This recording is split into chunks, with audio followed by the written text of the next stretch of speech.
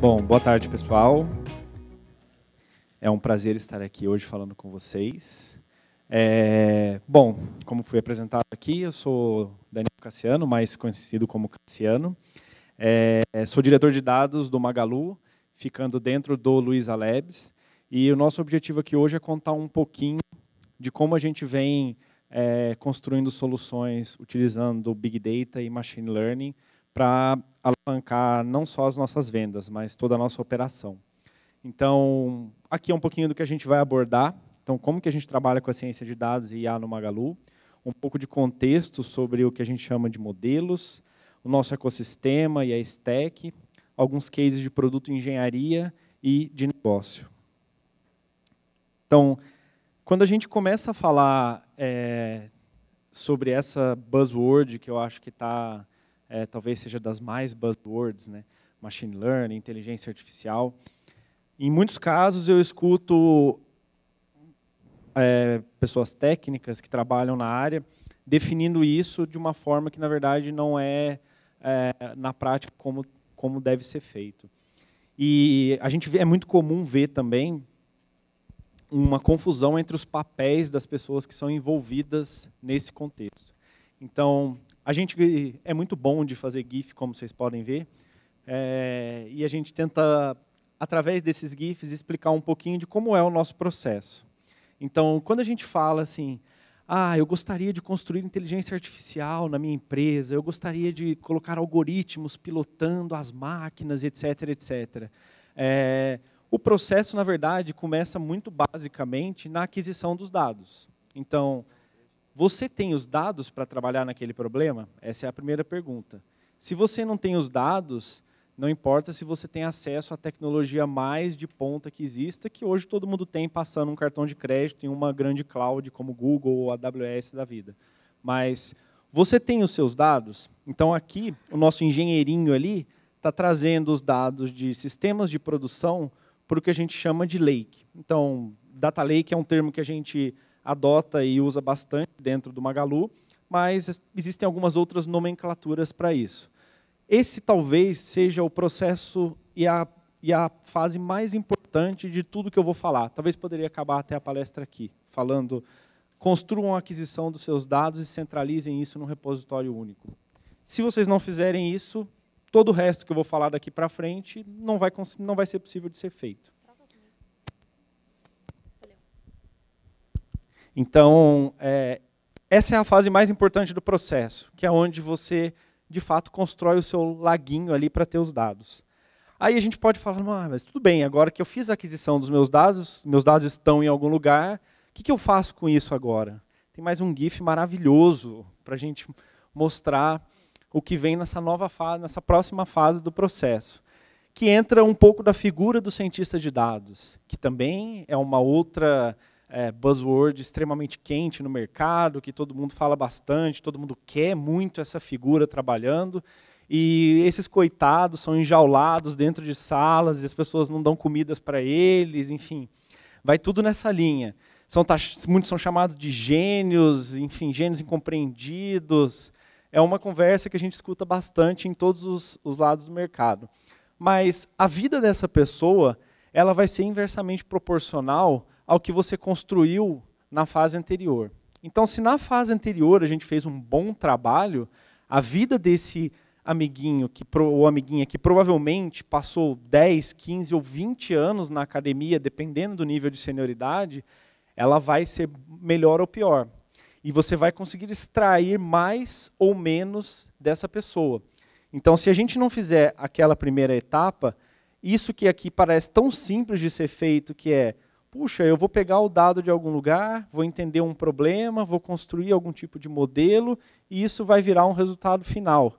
Parece tão simples, e em muitos casos, de fato, é muito simples. Mas, se a gente não tiver dados para isso, torna-se, na verdade, uma tarefa praticamente impossível de ser feita. E é aí que acontece um dos maiores erros que a gente vê hoje no mercado, que a gente já cometeu no Magazine Luiza, hoje a gente corrigiu esse erro, aprendeu com isso e hoje não cometemos mais, que é o fato de você querer transformar um cientista de dados em um unicórnio.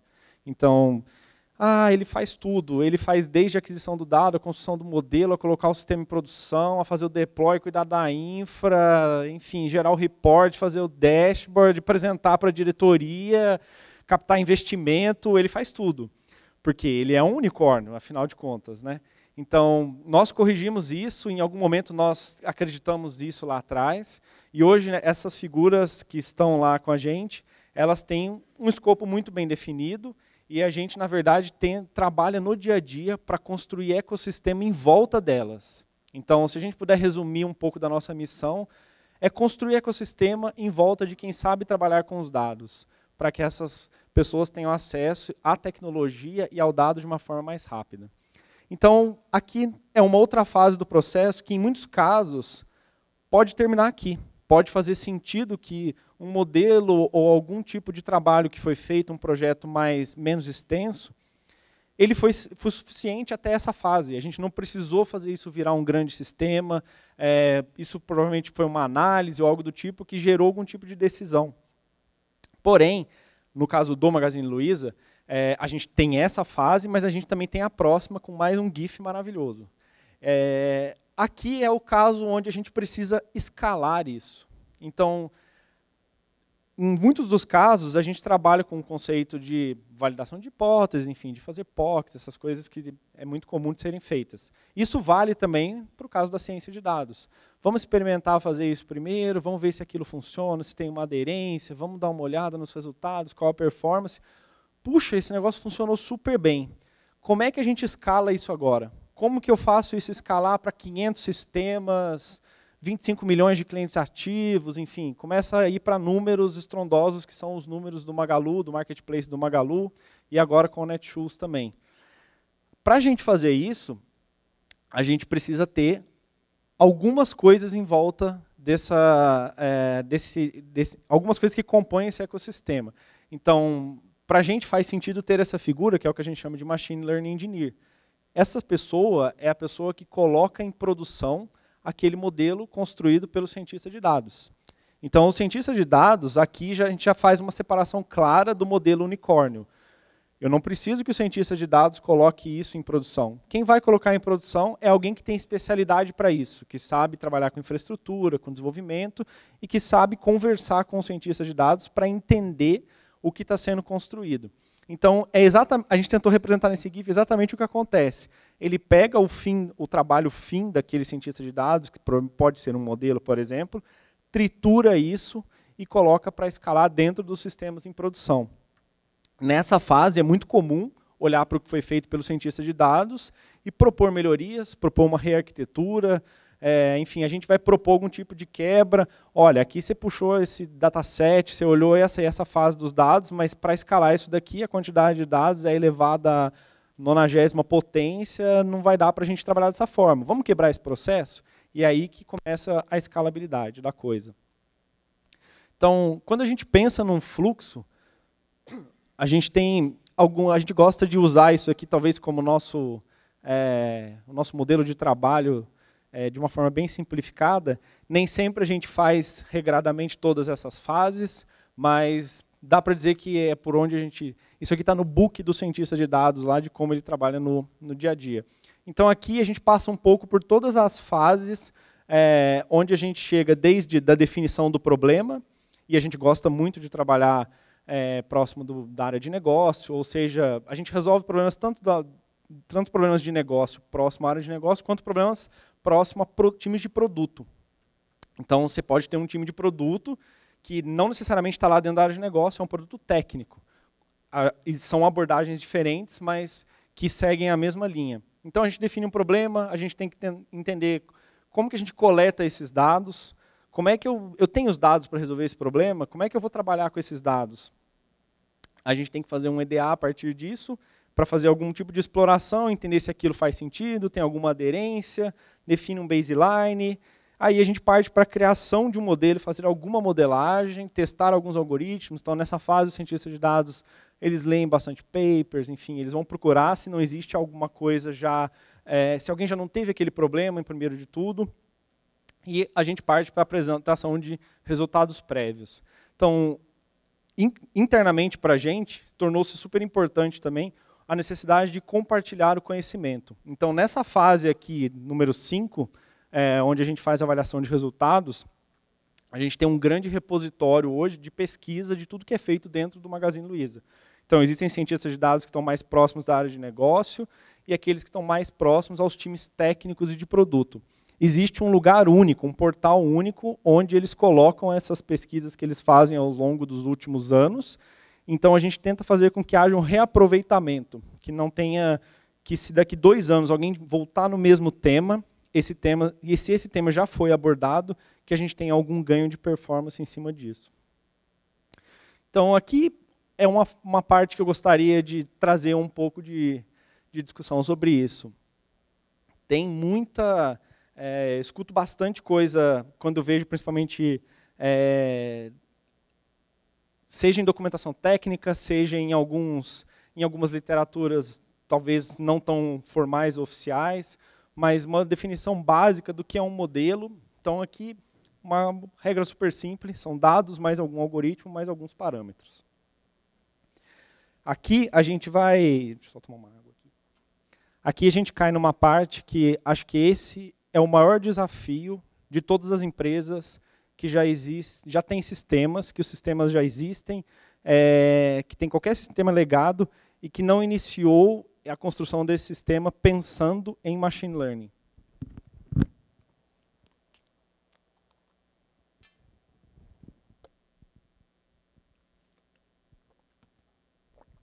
Alguns anos atrás, a gente tinha o advento do paradigma das APIs. Então, anos atrás, as APIs chegaram e todo mundo tinha sistemas monolíticos e foi aquele desespero de, cara, como é que eu faço? Agora eu preciso ter uma API, porque eu tenho um app, agora eu vou ter um outro cliente que me conecta aqui, eu não tenho uma API, eu preciso fazer uma API. Então, isso aconteceu anos atrás. Hoje em dia é muito comum, a gente mesmo aqui hoje falou bastante sobre APIs. O que a gente vem de uma onda agora é, quero colocar em mais inteligência e exponencializar o meu produto. Como que eu faço isso? Você não vai fazer só isso passando seu cartão no Google ou na AWS, ou mesmo tendo um data lake. Se você tem sistemas, e especialmente se esses sistemas já existem há muito tempo, é preciso entender o quão preparados esses sistemas estão para isso. Isso talvez seja o ponto-chave da escala de inteligência dentro de qualquer plataforma. Quão preparado está o seu sistema para receber parâmetros, receber sensores e retroalimentação. Então, hoje a gente, dentro do Labs, a gente vem numa jornada muito grande de trazer para os desenvolvedores dos times esse novo conceito de paradigma, onde antes a gente tinha dados na programação clássica, né, você tinha um dado, uma regra e você tinha uma resposta. Então, se você quer trabalhar com inteligência, você vai ter dados, um conjunto de regras e uma resposta. Então, naquele meio, passa a ter que entrar uma camada que até então não existia. A dificuldade disso parece simples, mas na verdade ela é gigantesca. Em vários casos, quando a gente chega para discutir sobre isso em alguns sistemas, a resposta que a gente escuta é: vou precisar refazer tudo. Não tem condição de entrar aqui. Então, para suprir um pouco disso, a gente tem criado algumas ferramentas para facilitar plugar nesses motores de inteligência. Mas, dado que um sistema hoje começa a nascer, por exemplo, dentro do Labs, a gente tenta fazer um drive para que ele já tenha essa arquitetura, para que ele já esteja preparado para esse tipo de sensores. Aqui é um pouco do nosso ecossistema. Então, se a gente puder mostrar o nosso blueprint clássico aqui, de como é o nosso ecossistema de dados, como funciona, como é que a inteligência chega lá na ponta do cliente, como é que o cliente que está lá na casa dele, acessando um aplicativo, ele tem um algoritmo que processou alguma coisa e chegou lá, ou mesmo dentro da área de negócio. Como é que uma pessoa dentro da área de negócio teve acesso a determinado resultado ou input que veio de um dado?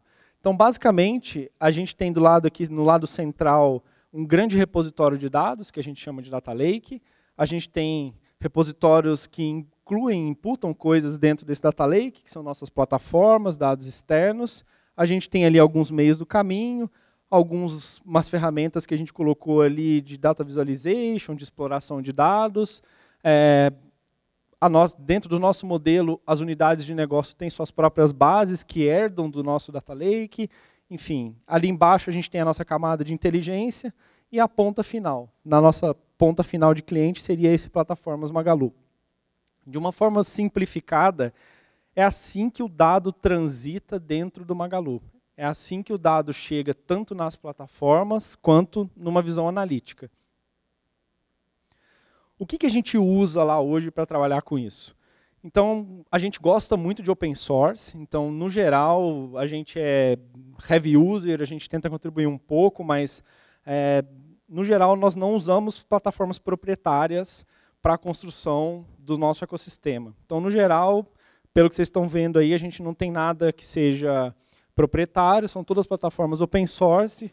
O máximo que a gente usa é uma camada em cima delas. Por exemplo, se eu estou dentro do Google Cloud, eu estou usando um cluster de Spark, lá existe uma camada de abstração do Google em cima, mas por baixo é um cluster de Spark.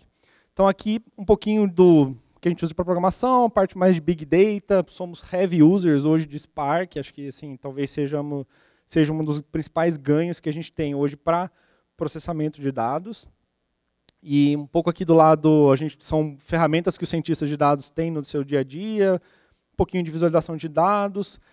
Aquela pontinha de baixo ali é super importante, que é a gestão do conhecimento. Como eu comentei para vocês, o Knowledge Hub é um projeto open source mantido pelo Airbnb. Ele é um projeto open source que a gente adotou e usa muito lá dentro de casa, que é onde a gente consegue compartilhar tudo que é feito para inteligência. Tudo que é construído lá dentro. Ele é uma grande ferramenta de busca. Então, é por ali que os cientistas de dados, ou interessados, ou pessoas que queiram entender o que acontece na pesquisa, em determinados tipos de pesquisa, navegam. Aqui a gente está vendo um pouquinho, eu tentei trazer um pouco do blueprint de quando a gente, de como trafega aquele gifzinho onde o Machine Learning Engineer imputa os dados, de como isso trafega sistemicamente falando. Como vocês podem ver, está bem alto nível, então não está quebrado. Dentro de algumas dessas camadas aqui, tem uma série de coisas acontecendo, mas, de uma forma geral, a orquestração de um pipeline onde a gente tem uma entrada de dados entrando, ou seja, entrando algum tipo de dado no motor de regras para tomar alguma decisão, devolvendo isso para alguma integração de sistema, hoje esse é a forma básica que a gente usa. Então, essa é a forma que, se a gente nasce algum tipo de sistema, ele vai beber dessa fonte dentro do nosso ecossistema de inteligência. Então, a gente usa muito a stack do Google Cloud. Então, nossos sistemas estão rodando todos lá. A gente tenta aproveitar ao máximo do que é serviço gerenciado e a gente evita ao máximo subir coisas que a gente tem que gerenciar na mão, digamos assim. Então, ali na parte onde a gente tem esse barramento com o BigQuery, por exemplo, a gente gera uma capacidade de acesso a dados que é gigantesca, com poder computacional muito grande. E a gente pouco se preocupa com escalabilidade nesse caso. Essa é a média de dados que a gente processa diariamente. Então, isso vem crescendo numa velocidade extremamente grande. Esse número era bem menor 3 meses atrás, ele está mais ou menos nisso nas últimas semanas. O porquê que ele vem crescendo? Porque aquela primeira fase da aquisição de dados, ela vem se expandindo dentro da empresa. Então, hoje, a gente já não tem mais a exclusividade do time de engenharia de dados processar dados. Dentro do Labs, a gente trabalhou com o conceito de construção de ferramentas para os times. Então, como a gente tem, eu acho que aproximadamente uns 70 a 80 times. Então, não são, sem contar Netshoes, acho que são 70 a 80 times. Então, são muitos times trabalhando em seus sistemas e projetos e a gente não sabe o que está acontecendo. É praticamente impossível a gente saber o que cada time está fazendo. A gente não faz ideia do que está acontecendo. Então, a gente tem que levar como se a gente fosse lá dentro uma mini empresa de tecnologia que constrói esse tipo de tecnologia e que serve os outros times. Então, hoje os times têm capacidade e poder de processamento na mão deles, sem uma necessidade de que tenha uma intervenção. Então, eles não geram demanda para a gente. Não existe eu vou colocar na fila do time de engenharia de dados, ou que seja do time de Machine Learning Engineers para isso acontecer. Eles têm autonomia e ferramentas para que isso flua normalmente no trabalho deles. Entrando agora um pouco nos cases que eu queria trazer, esse é um case recente, onde a gente fez uma reestruturação da parte de trás do motor de inteligência do Clube da Lu. Foi um case que, particularmente para a gente, deu uma alegria muito grande os resultados. A gente, na verdade, não fazia ideia que os resultados seriam nessa magnitude, mas o Clube da Lu, num contexto super rápido, ele é a plataforma de fidelização do Magalu, onde, se você faz determinadas compras ali ao longo do ano, você automaticamente se torna membro do clube, não tem custo hoje, e você tem acesso a algumas ofertas selecionadas. O que a gente fez? A gente reestruturou a parte da personalização do clube, utilizando de uma outra plataforma nossa, que eu vou falar em seguida, só que nessa reestruturação, a gente já usou esse novo motor de machine learning que a gente tem. Então, esses foram os resultados alcançados quando a gente fez a alteração. Então, a gente teve um aumento de 190% no número de pedidos, 229% de receita e de 13,4% no ticket médio. A parte legal disso, o aumento do ticket médio não ter sido tão alto é uma escolha nossa, porque a gente está expandindo muito o marketplace, nós queremos vender mais produtos com ticket menor. Então, a gente pilotou o algoritmo para isso.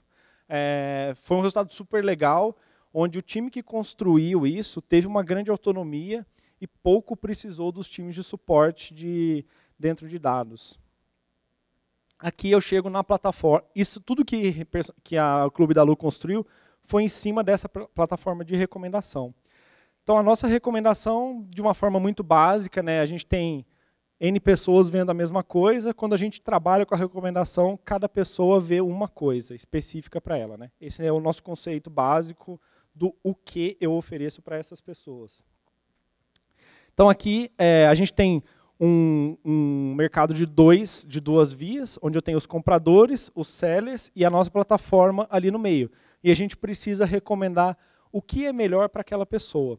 Essa plataforma é a mais antiga do Luiza Labs como sistema, foi a que originou o Luiza Labs basicamente dentro do Magazine Luiza, então ela deve ter uns 7 anos, mais ou menos, 7 a 8 anos de idade.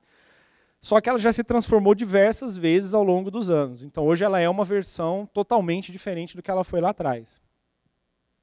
Então, quando você vê isso dentro dos nossos produtos, seja no app ou seja no nosso site desktop, aquilo ali, praticamente no app, por exemplo, praticamente toda a home é processada pelo motor de recomendação e personalização. Se você estiver logado ali, você vai estar vendo coisas diferentes conforme você interage com o app. Tudo isso é processado em real time por essa plataforma de recomendação. Então aqui, quem são os melhores clientes para um determinado produto? Aqui é uma parte do quem, né? Então aqui a gente tem a recomendação inteligente para a criação de campanhas, segmentação da base de clientes. Então, aqui é um pouquinho de como ela aparece dentro dos nossos produtos, né? Então, a gente tem aqui embaixo o aproveite e compre junto, o quem se interessou por, né? Produtos similares, são alguns exemplos. Hoje nós temos aproximadamente 25 algoritmos que operam essa plataforma de recomendação em diversos canais, diversos momentos de compra. Passei meio rápido por ela, mas o que acontece com essa plataforma? Essa plataforma vem ganhando um share grande dentro do e-commerce e com uma exponencialidade bastante razoável, especialmente no nosso modelo de marketplace. Porque quando a gente não era marketplace, o desafio era Então, todos os produtos eram Magazine Luiza, tudo que a gente fazia, a gente estava contemplando o Magazine Luiza. A partir do momento que a gente virou marketplace e saiu de 50 mil produtos para 8 a 10 milhões de SKUs diferentes, o desafio passa a ser outro. E aí surgem perguntas como eu faço uma priorização na hora de recomendar? Eu tenho o mesmo produto vendido pelo Magazine Luiza, vendido por um seller X, por um seller Y, por um seller Z. Então, por premissa do Magazine Luiza, a gente não prioriza o Magazine Luiza. A gente não força o Magazine Luiza no topo da recomendação. Então, isso A contrapartida disso é que gera um desafio técnico gigantesco para a gente. E super legal de ser tratado, porque acho que é para isso que a gente está aqui, né? Porque a gente gosta desse tipo de desafio. Então, a gente toma muito cuidado e vem trabalhando. Então, hoje, quando você está navegando no app, existem, por exemplo, para um tipo de vitrine, podem existir 10 algoritmos diferentes sendo testados simultaneamente, e a gente está medindo isso do lado de lá. Como está o resultado? Como está a performance? Que a gente não fala mais teste AB, A, B, C, D, F, G, H, I, J, até onde der. Isso é algo que acontece no dia a dia, é parte do nosso trabalho, e a gente toma as nossas decisões baseadas nesses resultados. Então, às vezes, e faz parte do trabalho de construção, seja com machine learning ou com um conjunto de regras, enfim, com qualquer tipo de coisa, você trabalhar, às vezes, 1 mês ou 2 na modelagem de um algoritmo, colocar no ar e ele perder para o antigo. Isso pode acontecer e acontece, é muito recorrente acontecer lá com a gente, inclusive. O que é bom, porque a gente tem algoritmos muito maduros dentro da nossa plataforma. Trazendo aqui um pouco de case de negócio, acho que esse talvez é um case que a gente traz em diversas talks, que até algumas pessoas, o Fatala já falou muito disso também, porque talvez ele foi uma das primeiras iniciativas onde a gente tirou essa construção de inteligência, vamos construir um tipo de modelagem, a gente tirou isso de dentro do nicho só tecnologia, que acho que é um grande desafio. O pessoal mais técnico, os times de desenvolvimento, obviamente é muito mais próximo para eles e é muito mais fácil trabalhar com esse tipo de ferramental. Mas quando a gente vê quem está mais na ponta de negócio, problemas que são de negócio, por isso a gente chama de um desafio de negócio, que depois ele se tornou um desafio técnico e eu vou explicar o porquê. Isso é uma das coisas mais difíceis e mais desafiadoras para a gente fazer, porque vai exigir uma cultura data-driven muito, muito pesada dentro da empresa. Então, qual era o desafio aqui? Precificar dinamicamente o preço dos produtos, a gente ter as pessoas focadas em estratégia e não tarefas operacionais. Qualquer varejo, qualquer e-commerce, a gente tem as áreas lá dos compradores, eles fazem a precificação na mão, enfim. É muito comum isso de ser feito. Quando a gente construiu esse sistema, que ele acho que já tem uns 2 anos e pouco, desde a primeira versão, hoje ele já é uma plataforma, ele já se tornou algo grande lá dentro, mas ele começou, de fato, como um sistema super simples, rodando na máquina de alguém, enfim, que apertava um botão todo dia, rodava os algoritmos em cima daquilo, gerava um output final, ia lá, subia, aplicava os preços para os produtos. Hoje, tudo isso está bastante integrado e a gente tem várias mudanças de preço ao longo do dia que são pilotadas por esses algoritmos. Então, isso hoje acontece naturalmente. É óbvio que esses algoritmos não vão rodar para produtos como um iPhone, por exemplo. Tem produtos que são selecionados, e, enfim, esses produtos têm acordos comerciais diferentes, não faz sentido a gente ficar trafegando o preço dele. Mas, para a maior parte dos produtos, faz bastante sentido. Então, esse case de pricing dinâmico trouxe resultados que mais de 90% dos produtos de cauda do e-commerce precificado por esses algoritmos, a gente ganhou mais margem, mais lucro, agilidade na pilotagem. Esse número vem crescendo e a gente vem sempre experimentando. Então, recentemente, a gente experimentou precificar quase todos os produtos que são Magalu, que a gente chama de 1P, por essa plataforma. E quando tudo isso foi muito manual no começo, extremamente manual, alguém na máquina apertando o botão. Quando isso foi ganhando corpo, foi trazendo resultados muito legais para a empresa, se justificou virar uma plataforma. E aí, agora que isso virou uma plataforma e ficou totalmente integrado, o que passa a ser o trabalho das pessoas que antes tinham que ficar apertando esses botões? Elas passam a ser mais estratégicas, que é o que a gente vende quando a gente trabalha com qualquer tipo de automatização de processos com inteligência. Porque é comum a gente escutar um receio e um medo muito grande das pessoas do vou perder meu emprego para a máquina? Então agora vai ter máquinas, algoritmos, robôs que vão fazer o meu trabalho. Não, você não vai perder seu emprego. Só que você vai deixar de gastar 5 dias fazendo uma coisa e você vai passar esses 5 dias, na verdade, traçando a estratégia do que você quer que a máquina faça para você. É uma inversão de mindset de como você vai trabalhar dali em diante. Cases como esse, que são mais próximos de negócio, vêm nascendo a todo momento. Então, conforme a gente conseguiu ter estruturado essa grande massa de dados, enfim, a gente saber e organizar os nossos dados, esse tipo de trabalho passa a ser muito mais tranquilo de ser iniciado. O início disso daqui foi antes de existir toda essa base de dados, de existir o Data Lake. Então era um trabalho de Hércules. Quem trabalhou nesse projeto foi assim, um trabalho de heroísmo, digamos assim. Então, resumindo aqui o que eu queria trazer para vocês, quando a gente fala de escala, de inteligência, né, que a gente gosta de usar um pouco esse termo para não ficar usando a buzzword de machine learning, ciência de dados, etc. Mas quando a gente fala de escala, para a gente as chaves são ecossistema, ferramentas e plataforma. Então, ecossistema é o que vai gerar em volta de tudo que você quer construir. Ferramentas vão te dar produtividade e facilitar o seu dia a dia. E plataforma é quando você integra tudo isso e deixam de ser projetos separados que não se conectam. Então, isso é hoje, esse talvez seja o nosso lema, assim, algo que a gente olha todo dia e fica pensando, será que a gente está indo para essa direção? Será que a gente está indo para essa direção? Quando a gente vai tomar algum tipo de decisão de projeto. É isso que eu queria trazer para vocês, deixar o convite para vocês escutarem o nosso podcast, o Cabeça de Lab, está em todas as plataformas. A gente sempre tenta falar de alguns temas bem legais lá. Ele não é focado só na parte de ciência de dados, machine learning. A gente fala de todos os assuntos que tangem a tecnologia do Lab.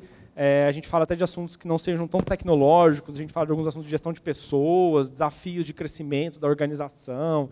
Enfim, a gente tenta trazer alguns convidados também de fora do Magazine Luiza, e queria convidar vocês a baixar, enfim, a se inscreverem e escutarem. A gente solta um episódio toda semana. É isso. Valeu, pessoal. Se alguém tiver uma pergunta. Perguntas? Alguém? Cadê?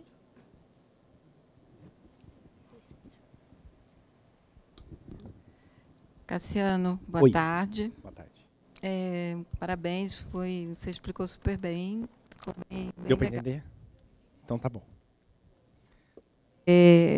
Você falou que durante um período vocês tinham que fazer de forma digital, né? Alguém Com o dedo. com o dedo, né? Isso. A gente ainda faz, tá? A gente não é 100% automatizado, não. E vocês medem a acuracidade disso? Existe um índice de erro? Assim, nada é perfeito, né? Sim. E a tecnologia ela é meio, ela não é fim, porque a gente tem um ser humano no meio. Ela não vai fazer nada sozinho. Então, como é que vocês trabalham isso de acompanhar a qualidade do que vocês estão desenvolvendo como dados ou não?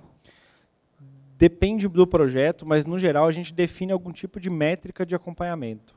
Então, essa métrica pode ser um acompanhamento em cima do erro ou em cima do sucesso. Vai depender um pouco do que esse projeto está tratando. Então, pode ser um acompanhamento em cima de vendas, pode ser um acompanhamento em cima de cliques, vai depender do que acontece. O fato de ter pessoas apertando o botão, ele é mais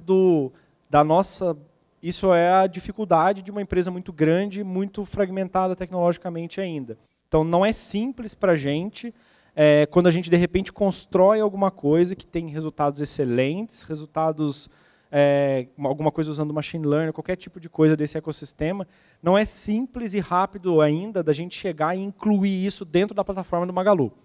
Então, a gente não quer perder o timing, a gente não quer esperar, de repente, um tempo de desenvolvimento, a gente fica com aquilo ali apertando o dedinho por um tempo e aceita isso como um ônus daquele momento.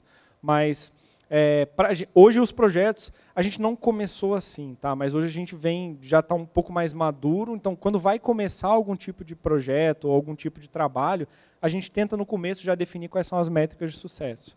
E aí a gente vai acompanhar por ali. E aí, para isso, a gente tenta integrar, usa dashboards, enfim, a gente usa reports que chegam diariamente no e-mail. A gente tenta fazer tudo automatizado para não precisar, quero saber o resultado disso, precisar alguém parar e ficar 2 dias computando aquilo. Para uma vez, faz uma vez, automatizou, depois é um botão que a gente aperta.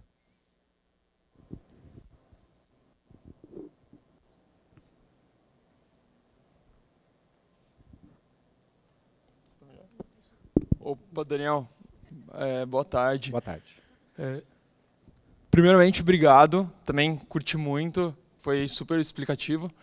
E eu queria só tirar uma dúvida, que é em relação... Você falou sobre puxarem o cientista de dados e ele ir para priorização, para estrutura, para tudo. Como que vocês fazem o trabalho do cientista? Ele é a tecnologia que leva propostas para as áreas de negócio ou são demandas da área de negócio que puxam a tecnologia? Hoje a gente tem os dois cenários. Então, um tempo atrás, acho que isso era mais descoordenado. Então, a gente tinha... acho que até ano passado, dá para falar que até o meio do ano passado, tava uma ansiedade muito grande, e já existiam algumas iniciativas, existiam alguns resultados legais de projetos lá dentro. Então, existia uma ansiedade muito grande, um pedido de todas as áreas que queriam ter cientista de dados. Eu preciso de um cientista de dados para fazer tal coisa, eu preciso disso e daquilo. E aí, a primeira reação, quando você ainda não é uma organização madura no quesito de dados, é você falar, tá bom, vou contratar uma pessoa. Só que, se você não tem esse ecossistema pronto, essa pessoa não vai conseguir produzir. Então, ela vai ficar 2, 3 meses ali, e aí, de repente, ela vira uma pessoa de BI, que é o caminho natural, fica tirando report, ou fica, enfim, construindo alguns dashboards, fazendo alguma coisa que não leva a lugar nenhum, ele começa a se frustrar. E aí, de repente, quando era do lado mais técnico, o que acontecia com alguns cientistas de dados era serem colocados para ser dev. Entra no backlog aí e começa a programar, então, cara. Você está sobrando aí, tem backlog para caramba, assume ali umas tasks. Só que essas pessoas, isso não é o que elas sabem fazer de melhor. Então, a gente subutilizava alguns casos. Isso acontecia com a gente, eu estou falando aqui com bastante propriedade, porque doía bastante o coração isso. O que a gente fez foi começar a estruturar esse processo. Então, não só criar o ecossistema, mas tentar criar a cultura de dados. E a gente começou a intervir bastante no sentido quase que de uma consultoria interna. Então, quando surge um problema, a gente primeiro tenta entender o que está acontecendo. E se isso não dá para ter necessidade mesmo, ou se de repente a gente puxar uma pessoa de um time técnico, ensinar algum tipo de técnica, mostrar que existem alguns dados aqui, ela já resolve o problema dela e ela não precisa desse cientista de dados. Então, hoje isso já é bem mais estruturado. A gente tem cientistas de dados focados mais para problemas de negócio, inclusive com o Nagano, que é o diretor de Analytics que está aqui. Eles são completamente focados em problemas de negócio. Então, o foco deles é muito mais lá, só que eles trabalham junto com a gente no mesmo ecossistema. Mas lá eles têm toda uma gestão, enfim, tem todo um trabalho que eles fazem para entender se faz sentido um problema ser iniciado ou não. Do lado técnico, a gente passou por uma fase onde ninguém queria nada, ninguém achava que nada, não sei o que vocês estão falando, não sei nem o que é isso, eu vi lá numa palestra, lá numa conferência, mas não faz sentido nenhum para mim. Para uma fase onde, vi umas coisas ali acontecendo, tem um cientista de dados sobrando aí para mim? Para uma outra fase que em seguida foi, mas como não tem tanto cientista de dados, a gente batendo nas portas, com a pastinha embaixo do braço, vendendo os nossos serviços ou vendendo o que a gente podia construir. Para uma fase de hoje onde já existe uma certa maturidade. Então, hoje, a gente tem um modelo um pouco descentralizado com os cientistas de dados, então eles não são um time, eles são na nossa estrutura que a gente chama de um chapter, ou seja, uma estrutura matricial. Então, eles estão alocados dentro de times técnicos, e esses times técnicos têm os desafios. Eles é que têm as dores deles. Esses cientistas de dados, ou um analista de dados, enfim, essas figuras entram para ajudar a resolver aquele problema.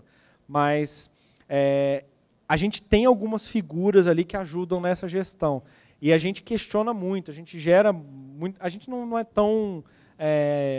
Como eu vou dizer assim, a gente não tem tantos processos tão claros como o próprio design system que o Wagner apresentou aqui, que eu fiquei falando, nossa, a gente precisa ter um data system, né? Se for pensar em toda a estrutura que é algo que a gente está caminhando para ter algo nessa linha em termos de processo. Hoje a gente ainda não tem, mas já está bem mais organizado. Mas mesmo com essa organização, se a gente não tiver uma cultura clara, as pessoas não vão saber o que pode ser feito. E outra coisa, quando a gente resolveu, assim, quando a gente chegou num nível de ter os dados e democratizar isso, acabou muito dos pedidos do preciso de um gênio para resolver o meu problema. que, na verdade, as pessoas tinham problemas analíticos. A maior parte dos problemas são analíticos. Só que as pessoas, como não fazem ideia daquilo, que é uma outra frente que a gente vem puxando dentro do Magazine, uma frente de education. A gente precisa ensinar as áreas como olhar para os dados. Porque, de repente, você não tinha dado, agora você passa a ter o dado. Como é que eu faço pergunta para o dado? Não sei. Tem um monte de dado ali, tem ferramenta, todas as ferramentas de Big Data, ecossistema, tudo muito lindo, maravilhoso. Como é que eu extraio uma informação daí agora? Esse é um desafio que a gente vive hoje. Estamos ensinando as áreas de negócio, até mesmo dentro do próprio Labs, como fazer as perguntas para os dados e extrair valor disso. Então, é um processo que vai fase a fase, mas, invariavelmente, começa do organize seus dados. Tá certo, muito obrigado. Imagina.